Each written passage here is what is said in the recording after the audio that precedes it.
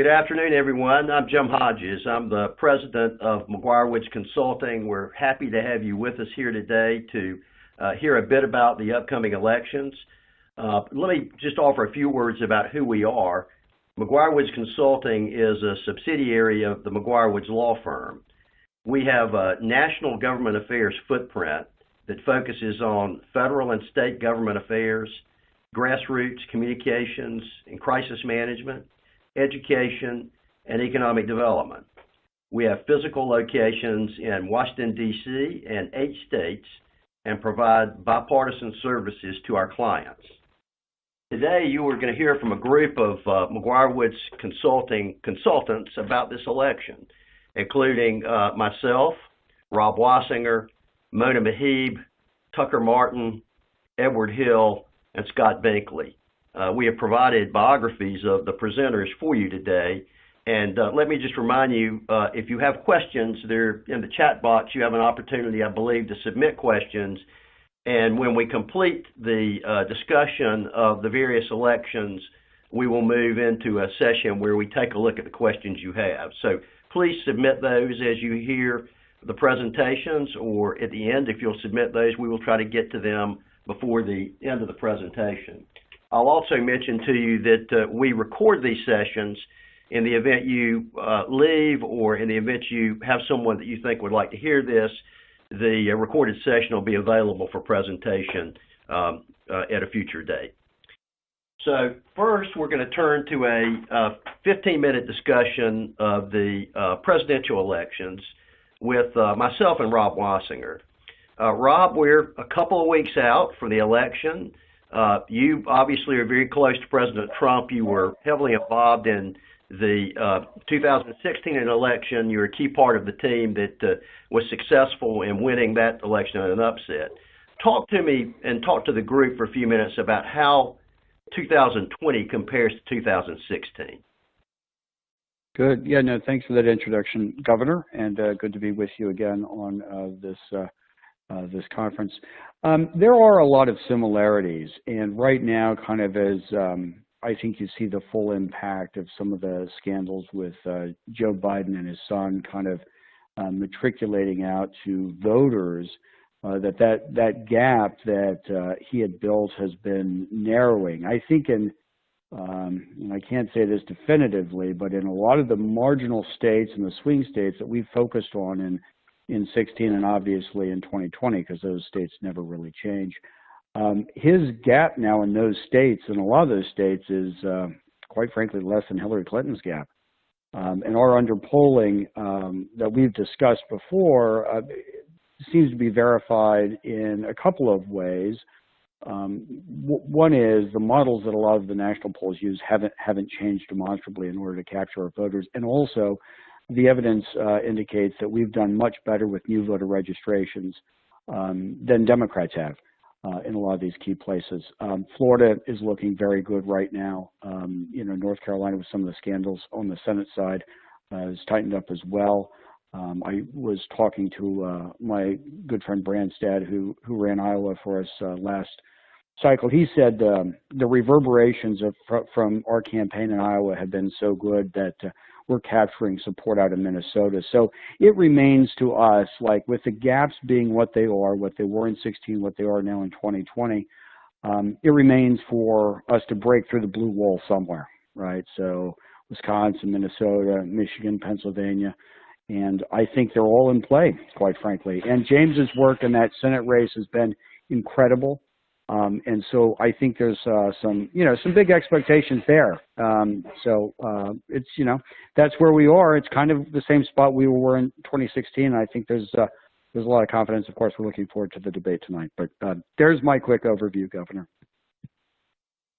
So, and Rob, my thinking about this is a little different. I was involved in the Obama campaign in 2008, and then again in 2016 was involved in the Clinton campaign. This feels more like the Obama campaign on the Democratic side than the Clinton campaign. There was certainly a level of exhaustion in 2016 that you found. The energy level was lower. The lack of unity coming out of the primary was greater, my sense just on the Democratic side is that we are much better positioned than we were in 2016. So I do think that it's obvious that some comparisons can be made between the two, but I think Democratic voters are far more motivated this time. And last election it was all about the threat of a Donald Trump as a potential president that I think people didn't take particularly seriously on the Democratic side. Now it's the reality of Donald Trump, and it's just, as we all know, much different to be in office and have a record to shoot at. And I think that's what's happened here. There certainly is plenty of meat for people that don't like Trump and that want to see some election change. And if anything, I think since the primary that Biden has solidified support among Democrats and independents, and I think there is a far greater level of enthusiasm than there was before. But so why don't we turn to key states? I'm curious about, and you sort of you did bring up Minnesota as one, but I'm curious about states that you're going to be watching really closely heading down the stretch, and any surprises that you think might be out there. Yeah, thanks, Governor. And by the way, I definitely agree with what you said in terms of the motivation on the voter side, which is kind of last time the threat maybe was not taken as seriously, not only by the mainstream media, but also voters. And that's certainly a different dynamic now. We've had obviously the Amy Coney Barrett nomination process. We'll have the vote on Monday, I think has really excited our base. So I think we do have some counterbalancing a weight there when it comes to motivating our voters. Now, I still think Michigan is the one to watch. Republicans have not won that Senate seat since 94. We've got a great candidate, and Trump and that candidate, John James, and we'll talk about the Senate races later, and that's not really my purview, but that state's going to be very interesting because I think Democrats have already started sending up some warning signs about the way that race has been tightening, and he's just an exceptional candidate. New Hampshire, we lost last time. I think that's going to go our way this time. It's not really one to watch too much, but I do think we'll pick it up this time. And then, like I said, if I had to go into kind of like a third and a fourth state to watch, I'd say Minnesota and Wisconsin. Wisconsin, a lot of the polls have us tied right now. So getting Wisconsin, of course, was critical to our electoral success last time, and it may be this time. So I know that the effort's very competitive there. And, from there, it's going to be, the election, I don't think anybody thinks is going to be over election night.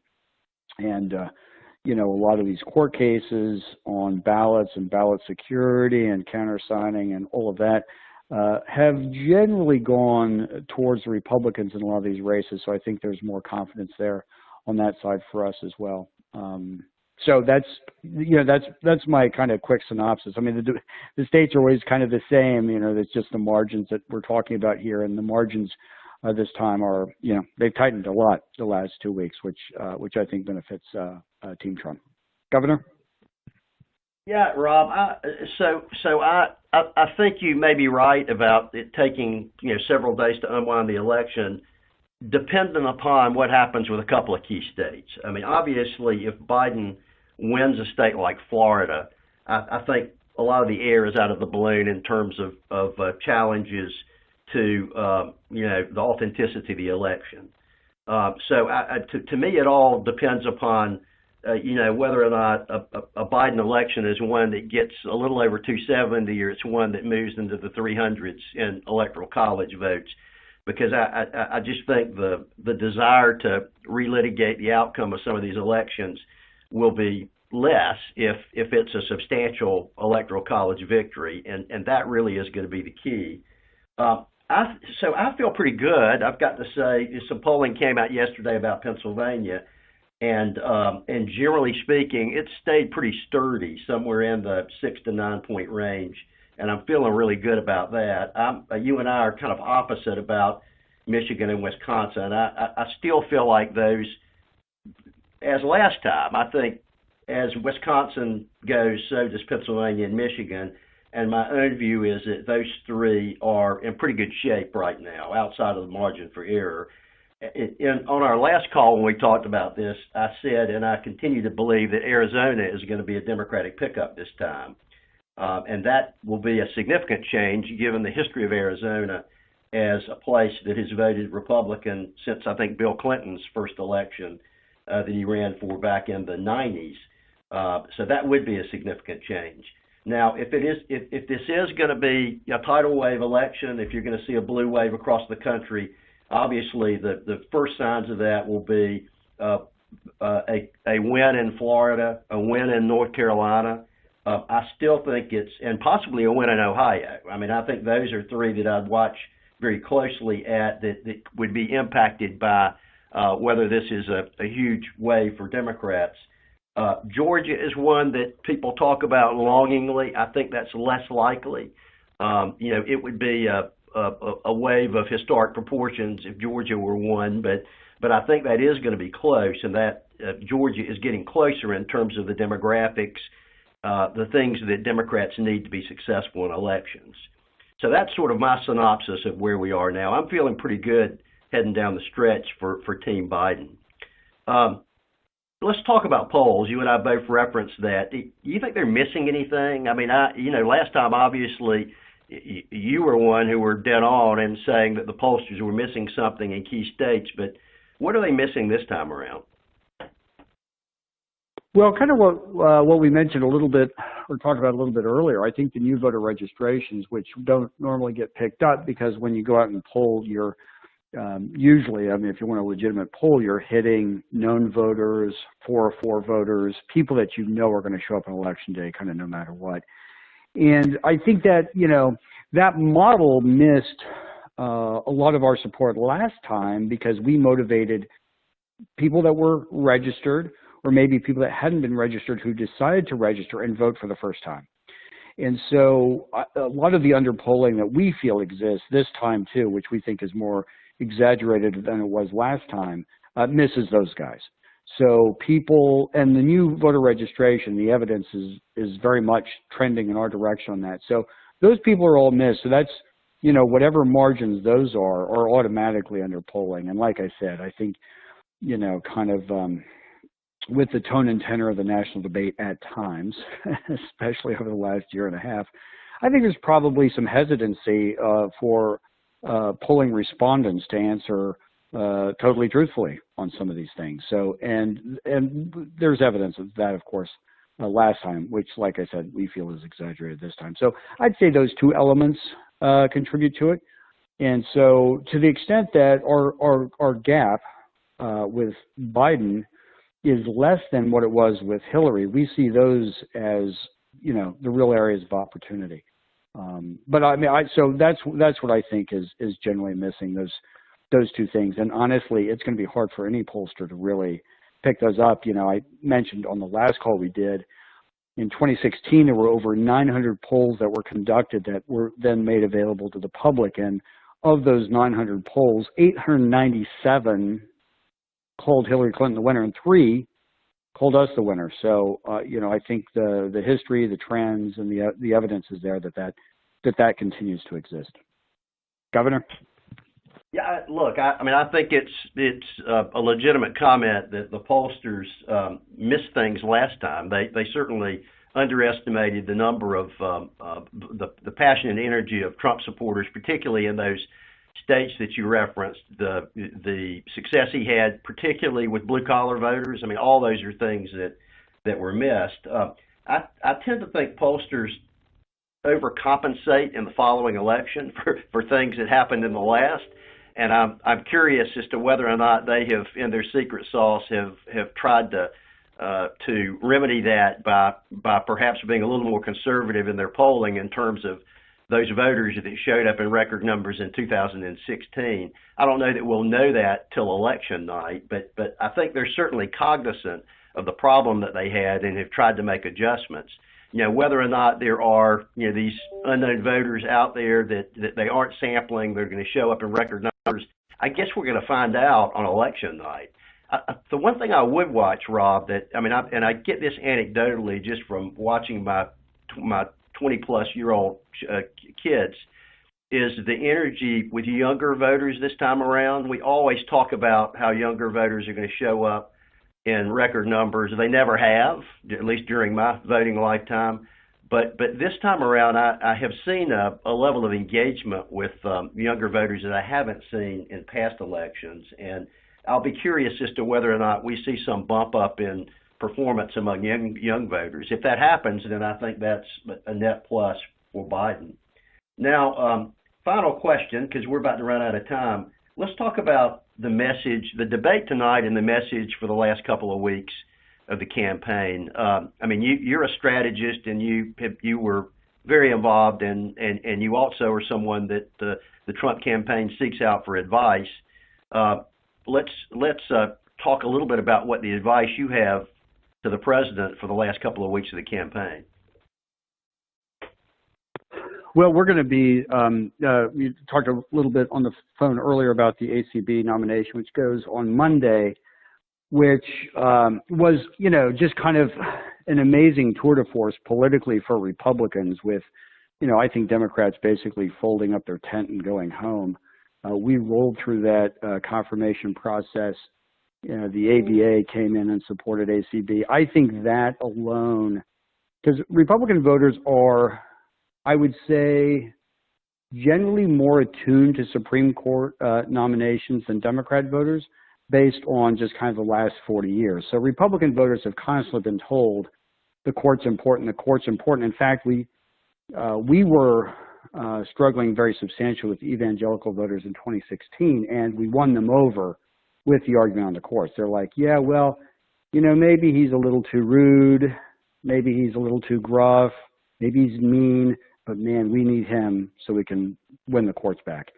Well, so that's now been delivered. And I think with, it's going to sound kind of funny, but I mean, I think my advice would be to be positive, which, you know, we'll see what happens. But I think that victory on Monday, that vote, which I anticipate that we'll win, would be a good message to kind of carry through to the end of the election.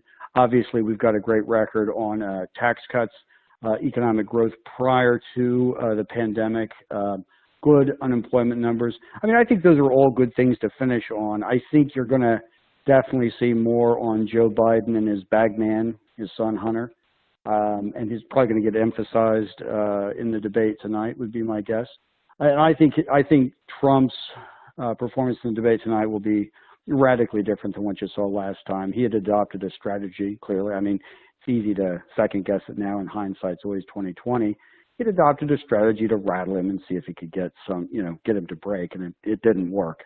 So I think this time you can probably look to see him giving Biden more than enough opportunity to talk and to challenge him on some of these accusations that have been revealed very recently on kickbacks and other things. So I think that's probably how we end the thing, and I think the Supreme Court is really a good closing message for Trump and for Republicans as we come into the final stretch. That's my 2 cents. Okay. Well, I'll finish up and just note 5 things that I think are important for Biden. One is I think Trump is Biden's best messenger. So I think the more we see of Trump, the better off Biden is. COVID will obviously be a point of discussion not only tonight when he can, but also for the remainder of the campaign, prosecuting the performance of the administration on dealing with COVID issues.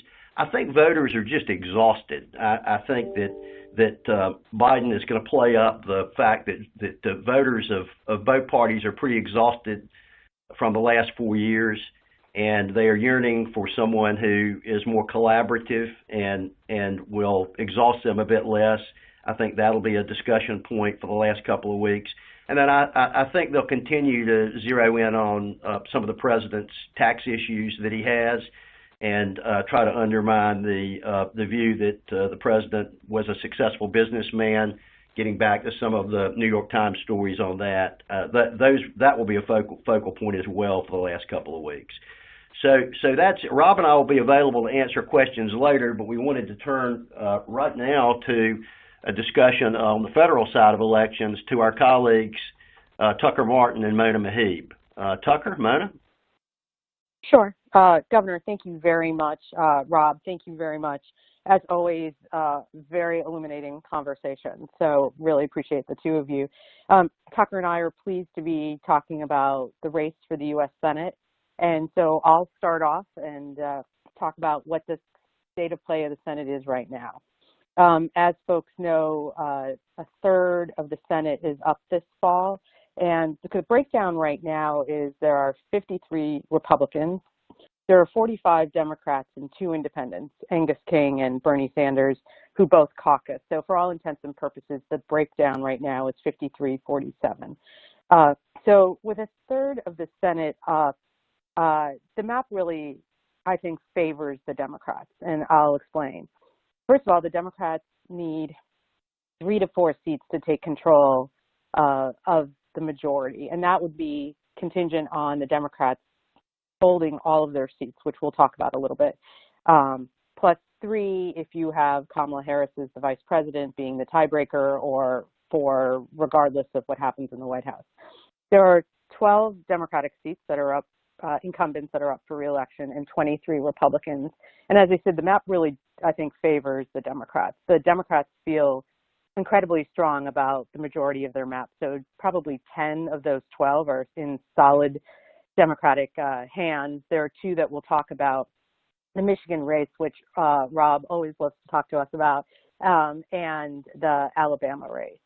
And the thing that's important to know about the Democratic map is it has not really shifted since the last time we all had a conversation. Those 10 that were solid Ds are still solid Ds.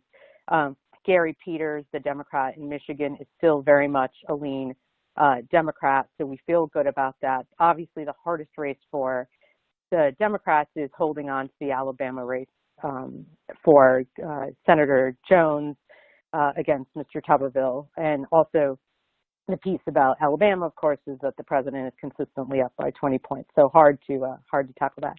But if you look at the map of the Republican races, there's actually been quite a bit of change since we last spoke. But to start off with, I think there's still the 10 Republicans that were solid red Republicans when we talked last, all maintain that. But there's been quite a bit of shifting in folks that have kind of moving left, as sort of like the Cook report would describe, right? You have likely R's that have moved to lean R's that have moved to toss-up races.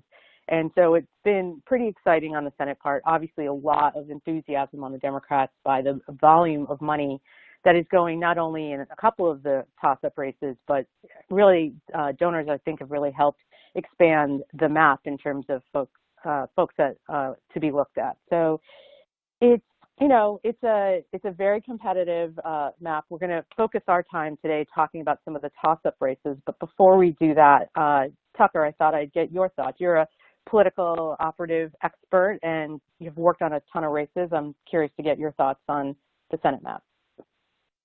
Sure. Thanks, Mona. And I guess I'll get more granular after that big picture look. Thank you for that. As Mona noted, we start out 53-47. That's the basic math. Looking at it today, and I listen to a lot of sports radio, so treat me like that guy who very confidently predicts every game and then the next week is wrong and acts like it never happened. I would say right now, I think Republicans lose Colorado, Maine, and Arizona. I think Democrats lose Alabama, and we can get into the reasons for that. So to me, looking at the map right now, I say you look at 51-49 Republican majority. So the whole shooting match, in my opinion, comes down to 2 states and then others behind that, but really the big 2, which are Iowa and North Carolina. Dems win both. They got 51-49 majority. Republicans win them. They hold it, or they could split. And I would tell you, if they do split, I got to say, in a world in which Democrats win seats in Maine, Colorado, Arizona, and 1 out of Iowa or North Carolina, I got to think that's a world in which we're probably looking at a Vice President Harris. And so Dems would effectively have the majority. That's a simple snapshot I see right now on the states that we're mostly familiar with. But the thing I keep coming back to is we are living in such an incredibly partisan time. In 2016, we had the highest percentage of straight party voters in over 100 years. And in fact, Every single state voted for the same party for Senate as they did for president. Nobody is splitting ballots right now from dog catcher all the way up. And I lived that in 2017 as Ed Gillespie's advisor, where we literally had people in line saying they didn't know who the candidates were, but if they had a D behind their name, they could be the Berenstain Bears for all they cared. They were voting for them. The point being there, the Oval Office is just, it dominates every election all the way down, which is a frustrating thing if you're a senator or a Senate candidate or running for Congress. So the reason I note all that is, in my mind, I think there's three possible outcomes to the presidential race, which obviously Rob and the governor just handled. But I think, you know, you got a narrow tightrope win like Trump did in 2016, definitely plausible. You got a narrow Biden win, maybe he flips the Rust Belt back, plausible. In both those scenarios, what I just said is probably the map we're looking at. You know, it's probably 51-49, and we all wait for Iowa and North Carolina. But there is a third possibility, and that is a Biden landslide. There's not a possibility of a Trump landslide. The numbers just don't add up to that. But there could plausibly be a Biden landslide. And if that happens, I think you look at a map that gets interesting. I think you'd have Greenfield win. You'd have Cunningham win. It'd be 51-49. And then I think you have to really look at Georgia, because if it's a landslide, I don't think there's a lot of voters in Georgia, if Biden takes the state, who are Biden-Purdue voters. I think they would vote a straight ticket without a lot of difference there, and I think you could see it be 52-48 in that scenario. And that's what I keep coming back to. And, you know, impossible to say, and it's a horrible thing to say on a call like this, but it is. But if there's a Biden landslide, you know, landslides are like storm surges during hurricanes. It's like you come out the next morning and find out there's a boat in a tree, and you wonder how the hell the boat got in that tree. And if that happens, then a lot of weird things could happen in Montana or Kansas or what have you. I don't think it's going to be that dramatic. Could be. But that's kind of where I see the state of play right now, that this depends on three potential presidential scenarios, and that'll sort of drive everything in terms of control of the Senate. Mona, I'd love to know your thoughts on that, the storm surge analogy, sports radio, whichever part of what I just said that you want to get into. Sure. Tucker, thanks very, very much. Yeah, the one thing I would take issue, and like I mentioned earlier on the call, we talked about Alabama. The idea that there would be a Trump-Jones ticket is probably pretty unlikely. And when we last did this call, I think Trump was up by 28. He still maintains a lead of 20 to 22%. So I think it is definitely that, I would say, works with your logic. One state I would say, and I've talked about this before, is that I think maybe the anomaly on that is Montana. Montana voters are just different than voters around the country. And so I think you could definitely see a Trump Bullock voter. And let me explain. So obviously last time in 2016, I forget what the number was like, plus it was certainly in the 20s that Trump defeated Hillary Clinton for the presidential. But in that year, Governor Bullock still won. So there are definitely Montana voters who did vote for both, right? They voted for the president, but then they also voted for Bullock.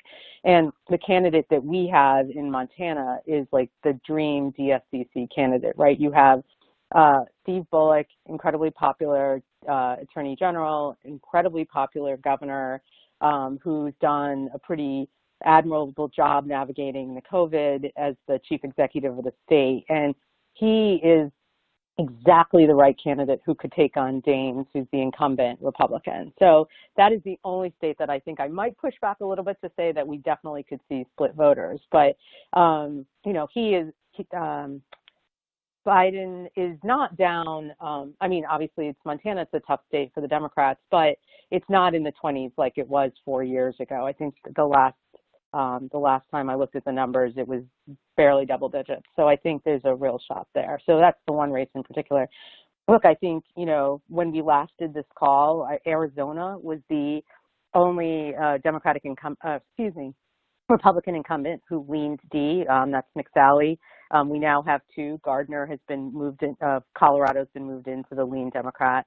The toss-up states are now, as you mentioned, the two Georgia races actually, which is unique this year. Purdue and Loeffler are both in the toss-up. Iowa, as you mentioned, Maine, as you mentioned, Montana, the North Carolina race, and Cook actually has the South Carolina race, which is Lindsey Graham running for re-election against Democrat Jamie Harrison has also moved that. Two races that are just interesting that have shifted from likely R to lean R. The Kansas race remains there. That's an open seat. but also, interestingly, Alaska and Texas. So you have Senator Sullivan of Alaska, Republican, running for reelect against Al Gross, who's a doctor, and Hagar is a Democrat running against Senator Cornyn. Now, Senator Cornyn, latest polling, I think he's certainly up, but it's in the single digits and it's not in double digits. And I think I sort of show the shifting as a way to reinforce the message that I think even a month ago, I don't think any political operative would think that we would need to spend any time talking about, for example, Texas and Alaska. Now, the Republicans could certainly hold on unless it's Tucker's landslide that he referenced, scenario 3. But the idea that there's so much money going into those states for Democrats that what it does is it puts the Republicans, I think, on their heels and forces them to spend money in states that I think like I said, I'd put Kansas in there too. I don't think anyone thought that, especially after getting through the primary, that there would have to be the amount of national Republican money that would need to go in to protect Kansas, Alaska, and Texas. So pretty interesting shifting on the Republican side, the volume of money. The governor can certainly speak to the amount of money that's gone into South Carolina for Jamie. It's been, I think you can't underestimate the interest and excitement and, maybe just the idea that a lot of Democrats and independents feel like they really need to put their thumb on the scale. One way of being a proxy for the presidential is to also support competitive races. And they've done a great job of sort of expanding the map for Democrats. So pretty interesting. What are your sort of surprise races, Tucker? Yeah, and I think you put the nail on the head. This stuff is not rocket science. That's why I do it for a living. If we saw Democrats having to rush all their resources to New Jersey, Oregon, and Connecticut, we'd say, that's interesting. So yeah, the fact that a lot of resources are going to Kansas and Alaska and places of that nature, yeah, that kind of shows you what we're dealing with. I would say you talked about a Montana wild card. I go back to what Rob said. There could be a Michigan wild card. John James is such a daggone good candidate. I don't know if he can withstand a Biden win there by 5 to 7 points, but if it's a Biden win there by 2 points or 3 points, he might be able to do it. South Carolina, and, I am wary of saying too much about South Carolina when you have the former governor who certainly knows far more about it than me, who stayed in the Holiday Inn last night.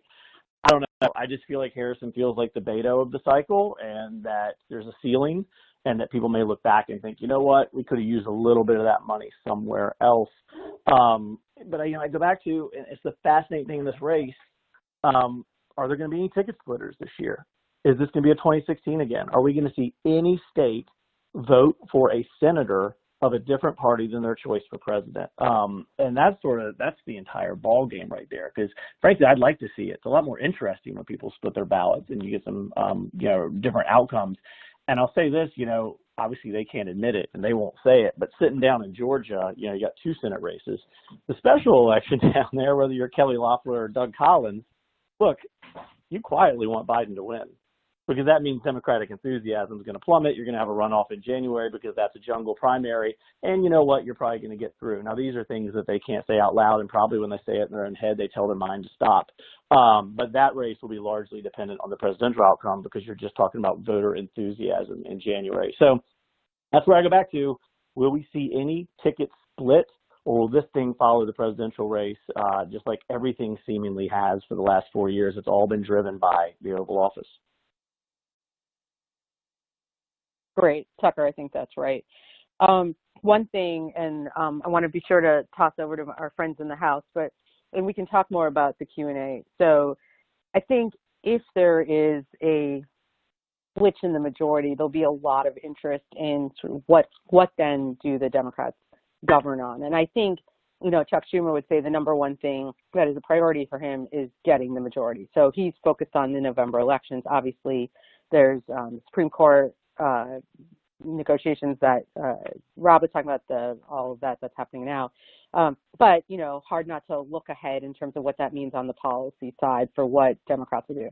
Regardless of how it happens, the likelihood is there's there's not going to be 80 Democrats, right? It's whatever it is, it's going to be, it's still, even if they get the majority, it's going to be close.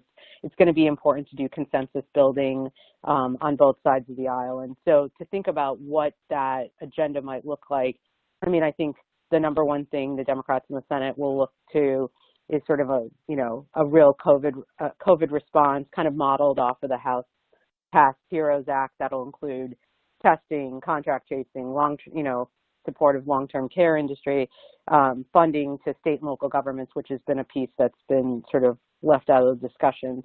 Second, I think there will be an infrastructure plan, and that's, if you've looked at what Biden's talked about, both in terms of infrastructure, climate, resiliency, there's a real opportunity to put together real efforts, which I actually think will be a bipartisan effort, will be a real opportunity to bring Republicans over to work together on important policy issues that'll be significant for the American people. Of course, there's a big push on the progressive side for the removal of the filibuster.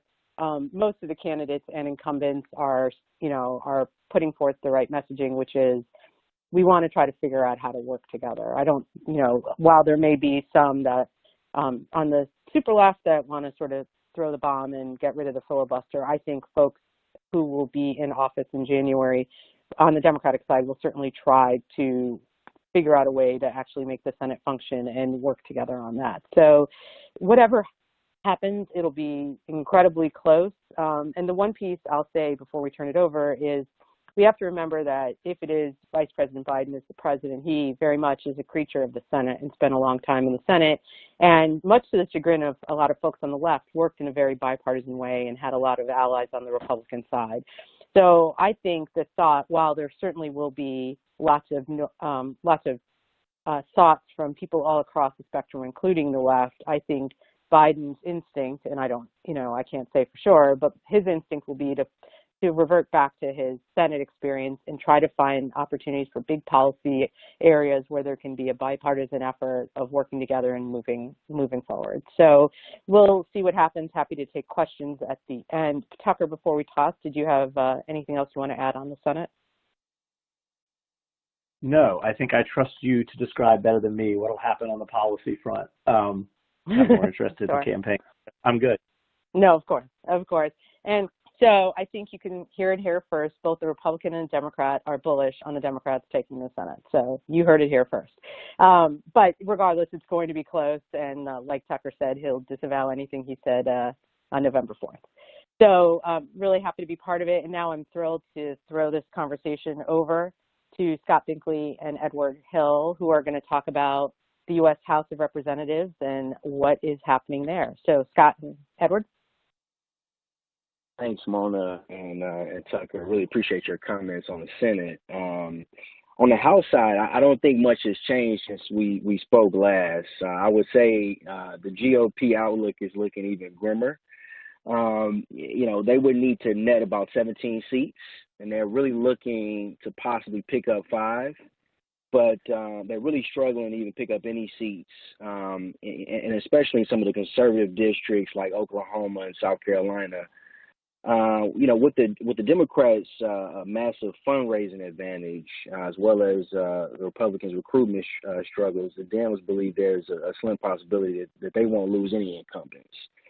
And so, but nonetheless, we're keeping a close eye on a few elections that Democrats picked up in 2018. And I went over some of these last time, but I think it's worth sort of going over them again. One, Kendra Horn, she's from Oklahoma, and the polling shows that it's a pretty tight race right now. As far as South Carolina, which I think Tucker spoke on briefly, Joe Cunningham is running in the South Carolina 1st Congressional District, and, it's looking really good for him. And I've heard some rumblings that the GOP has conceded privately that his chances of winning are very strong. And so a couple other seats, Max Rose from New York, which is a tight race. He's running against an assembly member. Torres Small from New Mexico is a tight race, and Dems are really concerned on this one. It's in the toss-up category, but looking like likely will go to a Republican. We've got Anthony Brindisi from New York, another tight race. He's facing his previous challenger in the 2018 election, so that one's a toss-up. Another race is Abigail Spanberger from Virginia, which Democrats are feeling pretty optimistic about her. So that race, it was in the toss-up category, but it's looking much more promising now. I think a GOP bright spot in the House is Congressman Colin Peterson from Minnesota. We talked a little bit about Minnesota a little bit earlier in the conversation, but it's interesting. Colin Peterson, he's the current chairman of the House Agricultural Committee, and his seat has gone now from tilting Democrat to a toss-up. So it'll be really interesting to see what happens, what plays out there. As far as some seats that I think the Democratic Party is a little bit nervous about are two seats in particular, and that is Representative T.J. Cox seat in California, and also Representative Debbie McPherson-Powell out of Florida. So both of those are toss-ups, but very much look like they're going to go Republican. So we'll keep an eye out on that. Some other races to keep an eye out on is the California 50th race that is vacant now. That was previously held by Duncan Hunter, and so that seat right now is leaning Republican. Another seat, North Carolina 9th Congressional District, where Dan Bishop is the incumbent. That seat's leaning Republican, and so it'll likely stay Republican. Another Virginia seat, the Virginia 2nd Congressional District with Elena Lauria, who's an incumbent. That seat has now gone from toss-up to leaning Democrat. So Democrats are pretty confident there as well. Two other seats in particular, the Georgia 6th Congressional District, where Lucy McBath won as a Democrat in 2018. The seat has gone from a toss-up to a likely Democrat seat, as well as the Minnesota 2nd Congressional District, occupied by Angie Craig. That will be a likely Democratic seat as well. I got beat up last time on our call from some of our North Carolina folks for mixing up some of the congressional districts, so I'll just go through that briefly. We've got about 3 congressional districts in North Carolina that are highly contested. The North Carolina 2nd Congressional District, which is currently represented by George Holden. He is retiring, and the seat, the district has been redrawn and is likely going to be a Democratic district. The North Carolina 6th Congressional District, currently occupied by Mark Walker, who is not seeking re-election. That district has also been slated to flip and is likely Democrat. Lastly, North Carolina 8th Congressional District, currently occupied by Richard Hudson. That seat right now is going to continue to lean Republican, so we can expect that Richard Hudson will remain in his seat. One honorable mention, and I'm going to pass things over to Scott because I thought this was interesting. Recently, I've been hearing and reading that the current chairman of the House Transportation and Infrastructure Committee, Peter DeFazio, who represents the 4th Congressional District of Oregon, is now facing a challenge from a younger progressive Republican candidate. So very interesting, but the Republican candidate is a young 28-year-old, and he has raised and garnered a lot of support. And so, we'll likely keep our eyes on that race, but it's interesting, Mona talked about an infrastructure package and that coming out in the next Congress.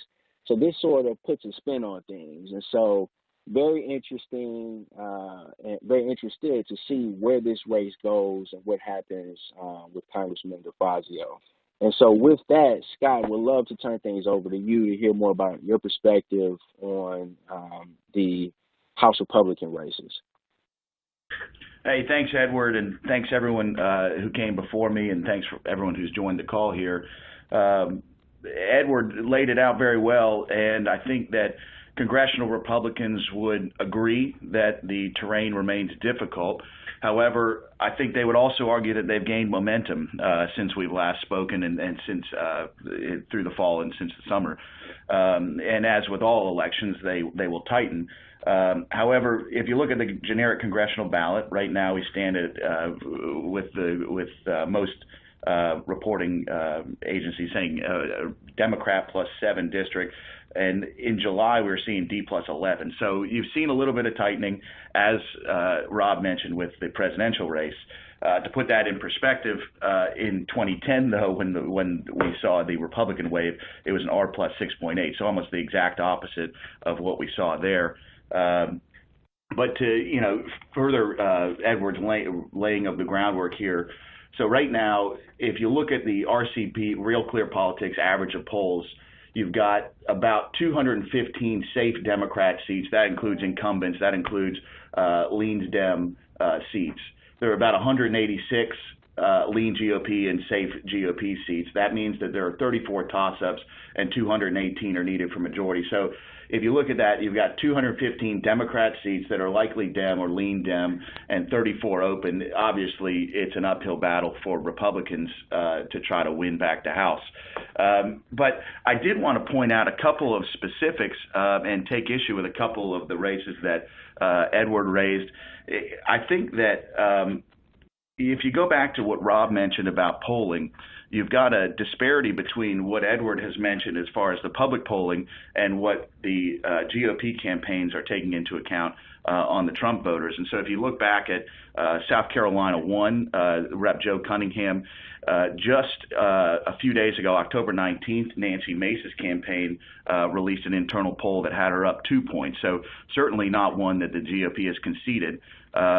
In Oklahoma 5, as Edward had brought up previously, this is the seat held by Rep. Kendra Horn. They had an internal poll that they've put out recently in the last few days with her down 4 points. And again, another one that Edward had mentioned was Georgia 6. This is Lucy McBath and Karen Handel. That's still a statistical tie. And so I think that if you're looking across the country, things, again, are an uphill battle here, but I think that the NRCC congressional leadership on the Republican side would try to argue that we're gaining ground and not in as bad of shape as one would think. Edward, I wanted to ask you, Mona had mentioned South Carolina, the fundraising there and the machine that the Democrats have built through Act Blue. For example, I live here in D.C. I'm from Georgia. I have no ties to South Carolina, really, and I'm getting digital ads to support Jamie Harrison. Can you, Edward, describe a little bit about how the Democrats have employed the Act Blue across their campaigns and kind of give an update on the fundraising from the committees, where you think that'll play out? Sure. Thanks for the question, Scott. It's interesting we talk about the South Carolina race because, I think Jamie Harrison is raising probably more money outside of the state than he's raising in the state, right? I think the Democratic Party as a whole, this election cycle, they wanted to ensure that, we get as many candidates in the Senate and the House as possible. And, we talked about retaining the majority in the House. I mean, I think it's definitely going to happen. But it's not going to hurt to pick up some more seats in the House, which I think we will see. As far as the Senate, I think in Harris's case here, again, he's raised more money outside of the state than ever. And so I think that sort of paints a picture for what the Senate will look like in this election cycle, right? I mean, the Democratic Party has, they've been trying to gain momentum in these 4 years. And South Carolina could be a seat that we win. I think it's still very close to tell. But I will say that with the fundraising advantage that Harrison has and, even Cunningham, who you mentioned, we are likely to see a lot of money coming. We've already seen a lot of money coming to their campaign. But, I like to see a win here. So I would say that Act Blue and these other sources of fundraising have been very, very helpful to the Democratic Party and these candidates. You make a good point, Edward, about expanding the map, potentially bringing in money from elsewhere into a state like South Carolina, where they may have had more trouble raising money. It actually brings me to a different point on the new Democrat fundraising apparatuses out there. I wanted to bring up the National Democrat Redistricting Committee because for the first time in 20 years, this presidential race will coincide with our once-in-a-decade redistricting process. And obviously, those are state-level elections, so not to go into too much detail here on our federal call. However, if you look at the numbers, very few legislative seats, state legislative seats, will impact a huge number of congressional seats. So 42 state legislative seats will have an impact on 136 congressional seats because of the redistricting process.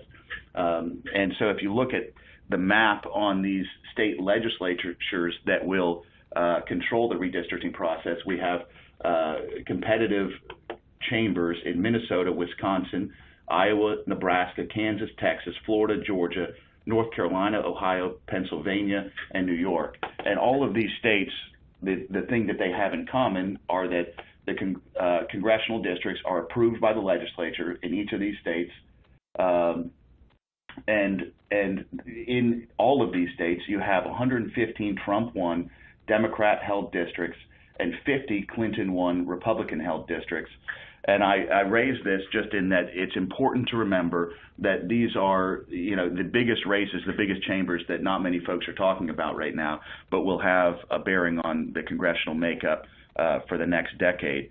And if you look back to 2010, the GOP flipped 20 state houses, and in a half a dozen states, they flipped both the state House and the Senate. And so I wanted to raise that. I wanted to get your thoughts, Edward, on the Democrat approach to redistricting and where the focus has been there. Sure. Thanks for the question, Scott. I think we've seen a few different states focus on redistricting, North Carolina being one. And also, there's been some redistricting in Georgia as well, and some other states, Texas. What I will say is we've seen historically a number of voter disenfranchisement, right? And I think that is probably the cause for the redistricting. We've seen that voters are being blocked from the voting box, and because of that, there needs to be representation of the people, of their racial, economic status. And so because of that, we've seen a lot of different changes in the congressional districts, and I think we're going to continue to see that. I think it's an interesting point you brought up about the 2010 election and the state seats that flipped. Because I agree. I mean, I think some of the state seats, they are going to have an impact on the congressional seats, right? But I think moving forward, we are going to see some changes in the maps. And I think that's going to be a focus. If a Biden administration wins, I think that's going to be a focus for him and his administration going forward for the next 4 years and after. That makes sense. Thanks, Edward. We want to be sure to leave a few minutes here for questions. So with that, I'll kick it back to Governor Hodges, and I believe we've probably got a few questions in the queue. Thanks to both to Edward and Scott for that. Mona, I think I'm going to kick the first question to you that comes from Tim Fry about the U.S. House race projections. Can you take that one? I think that. Yeah, actually, well, maybe I can. So Tim asked, in the U.S. House race projections, I guess that's, Tim, is that Indiana should be R's, not D's, or is that independence? It just says N should be R's, not D's. I think that might be a question on what's on the map in Indiana, and I think Kara's going to set that up. Yeah, just switch that. You guys want to take that? You guys want to talk about Indiana, sure. Scott and Edward? Yeah, Edward or Scott? Sure. So I have not followed Indiana too much, and I haven't really seen too many races there that are up for grabs. But I would say that Indiana traditionally is a red state, and so we'll, I think it'll remain, mostly in Republican hands. And Scott, if you have anything different on that. I don't. I think we should be. I don't think there are any toss-up races in Indiana right now. If I might, the only race I think that's interesting, and I know we're focused on the federal, is there's a very interesting race for Attorney General. It's an open seat, and you have Congressman Rokita running against Jonathan Weinzapfel, the Democrat. It's a really interesting race, and I think that race on the Democratic side might have been benefited if there was a big top of the ticket kind of race to help pull and get Democrats excited. But that on the sort of competitive Indiana races, generally both on the federal and state side, that's one to watch.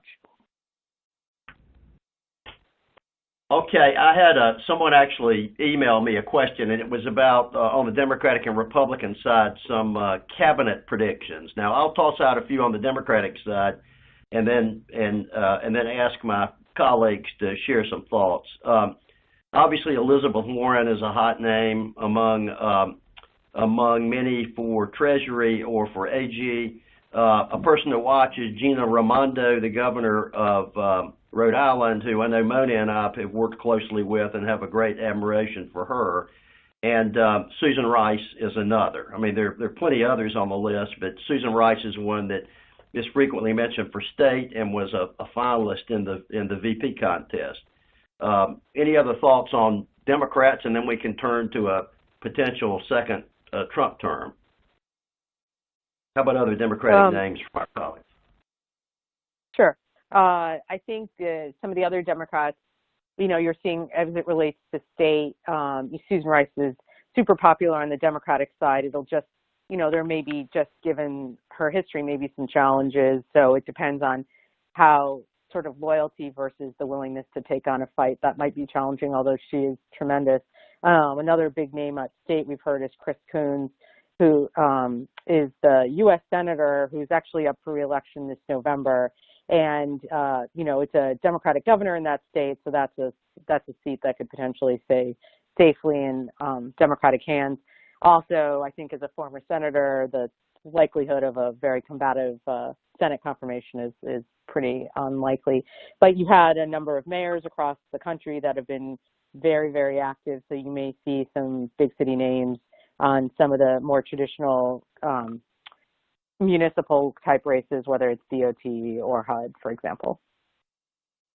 Mona, and just go ahead. Edward, let me say something. I'll turn it over to you. Sure, but one thing we got a lot of Virginians on the call. I think some names to watch also are Terry McAuliffe and maybe even Mark Warner at some point. I'm not sure that Warner would want to do it right away, but Warner has been mentioned at Treasury before in the past. But so Edward, let me kick it over to you. Yeah, I think that's a good point. Governor. Those are definitely two names we should be on the lookout for as well. To Mona's point on the mayors, I think a couple mayors that I've seen in the rag mags are former Mayor Pete Buttigieg, but then also Mayor Eric Garcetti from LA. And so those are some names that I've heard of. I've also heard Karen Bass potentially. So we can see them in roles likely at the Department of Transportation or HHS. And so I would say in the Biden administration, we are likely to see some elected officials, whether that be new or old. And so we should keep our eyes out there as well. Good. And the final thought. piece I'll say, Governor, is I think there'll be a real priority on behalf of the potential new president and vice president to, sort of similar to what Bill Clinton said, have a cabinet that looks like America. And I think through this very long presidential electoral process, through the primaries and everything else, I think America has gotten to know candidates from across the country and other surrogates across the country who have incredible experiences and also reflect the diversity of the United States. So I think there'll be a real opportunity. I think they'll be flush with opportunities, and they'll just have to prioritize what that first cabinet looks like.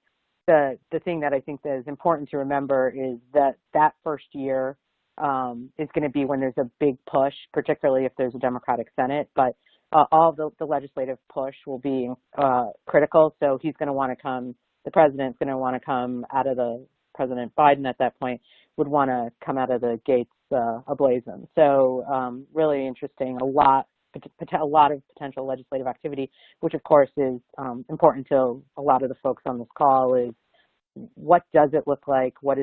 How is government changed, and and how can we position ourselves? All right, let's assume that Mona and Edward and I are terribly unhappy on the day after the election, and Scott and Tucker and Rob are more happy. What's it going to look like, guys? Talk about a second Trump term and some names that might be kicked around as potential cabinet members. Any thoughts? Scott or Tucker? I would defer to Rob on that. I'm not the most Trump-friendly Republican, which is well known. So I would defer to Rob on who he thinks might serve.